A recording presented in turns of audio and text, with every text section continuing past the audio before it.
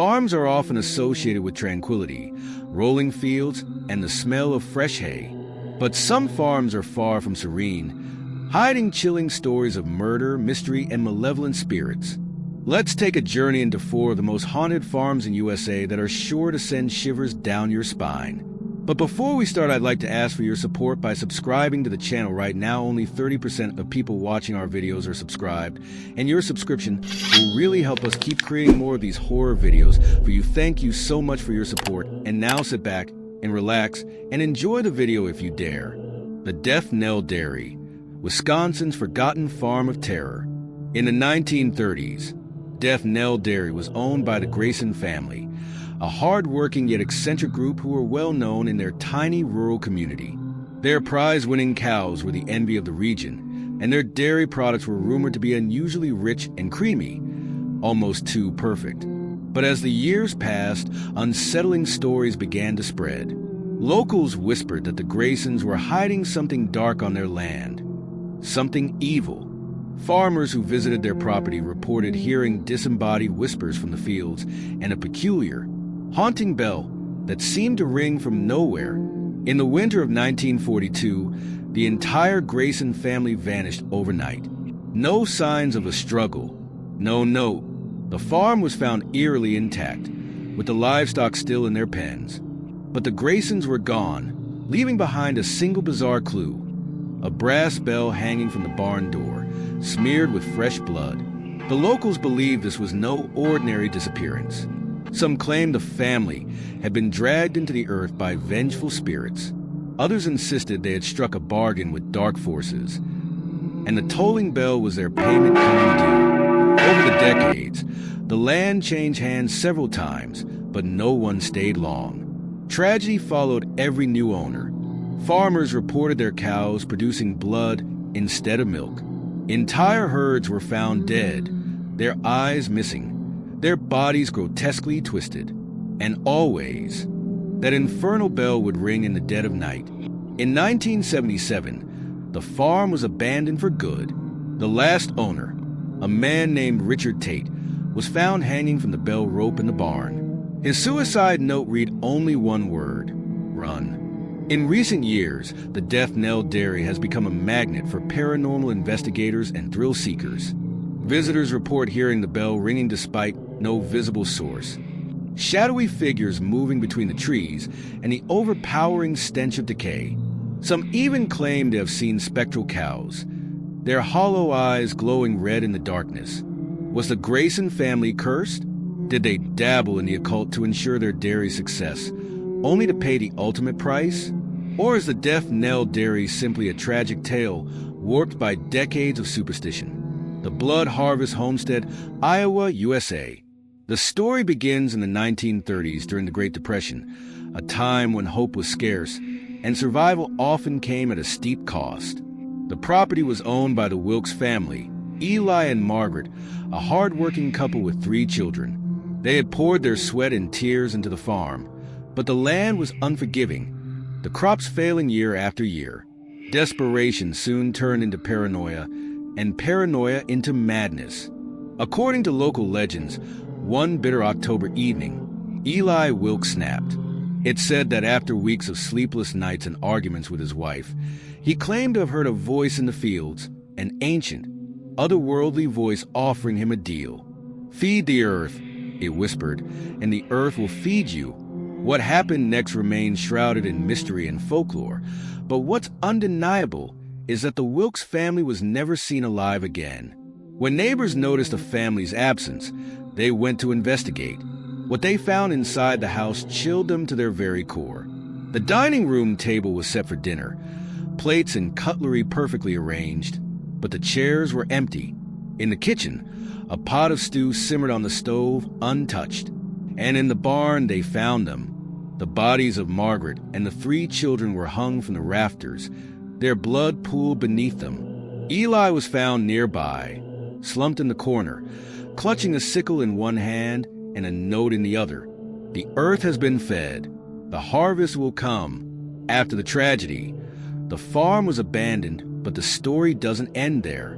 Over the decades, others who tried to live on the property reported strange occurrences. Footsteps in the house when no one was there, whispers coming from the cornfields at night, and the unshakable feeling of being watched. But the most disturbing detail, every October, the cornfields would grow unnaturally fast, towering higher than they should.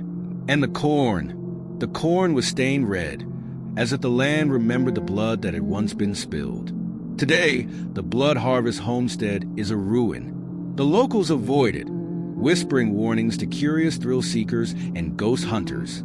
Some claim to have heard Eli's voice echoing in the wind, muttering the same words from his note. They say the land is still hungry, still waiting for the next sacrifice. So, would you dare to visit?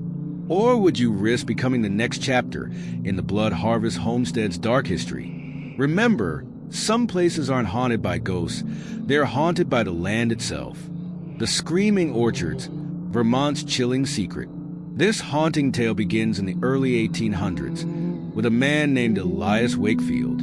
Elias owned one of the most prosperous apple orchards in Vermont. His cider was famous across the state, but his success came at a terrible cost. Elias was an ambitious man, driven by greed. He was known to work his laborers to exhaustion, paying them barely enough to survive. Whispers spread of mysterious disappearances among his workers, but no one dared question Elias until it was too late. In the summer of 1827, a devastating fire consumed Elias's barn. The townspeople rushed to help, but what they discovered sent chills down their spines. Beneath the charred remains of the barn, they found shallow graves containing the bodies of Elias's workers.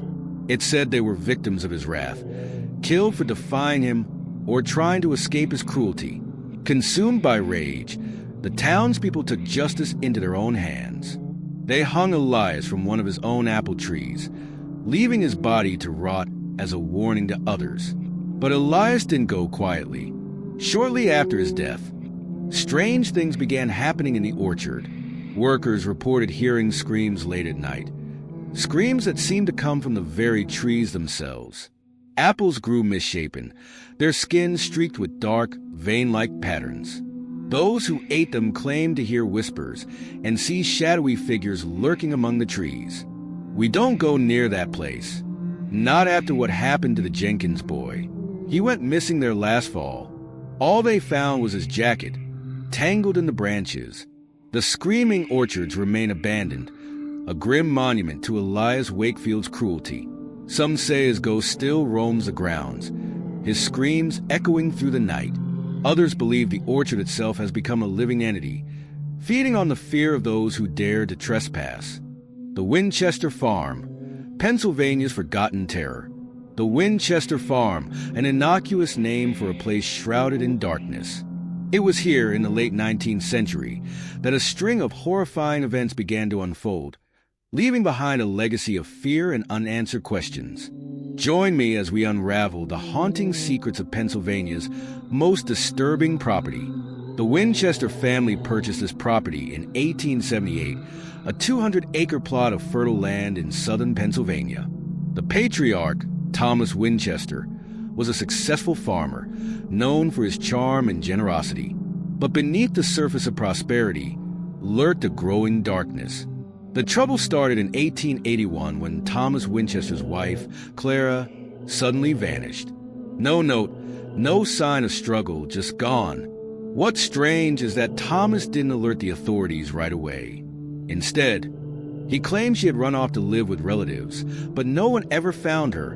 In the years following Clara's disappearance, the farm became a magnet for tragedy. Farmhands began reporting strange occurrences, disembodied whispers, livestock turning up mutilated, and shadowy figures stalking the fields at night. By 1885, 5 workers had gone missing. Rumors spread that the farm was cursed, or worse, that Thomas Winchester was hiding a terrible secret. This basement may hold the key to the farm's sinister history. In 1891, after Thomas Winchester's mysterious death, investigators uncovered something truly horrifying down here. Buried beneath the dirt floor were human remains. Bones charred and broken, some belonging to adults, others to children. Though the authorities launched an investigation, no conclusive answers were ever found. Was Thomas Winchester responsible for these heinous acts, or was something more malevolent at play? The energy here is depressive. We've recorded voices, footsteps, and even what sounds like screams. Whatever lingers here, it's not friendly. To this day, the Winchester farm remains abandoned, a crumbling relic of its bloody past. Some say it's cursed. Others believe it's a portal to something far worse. Whatever the truth may be, one thing is certain. The Winchester farm is a place where the veil between our world and the unknown is dangerously thin. These haunted farms remind us that even the most idyllic settings can hide a dark past. If you're brave enough to visit any of these locations, be prepared for an encounter you'll never forget. Or perhaps you'll become the next ghostly tale whispered on the wind. Don't forget to like, comment, and subscribe for more tales of terror. Stay safe, stay curious.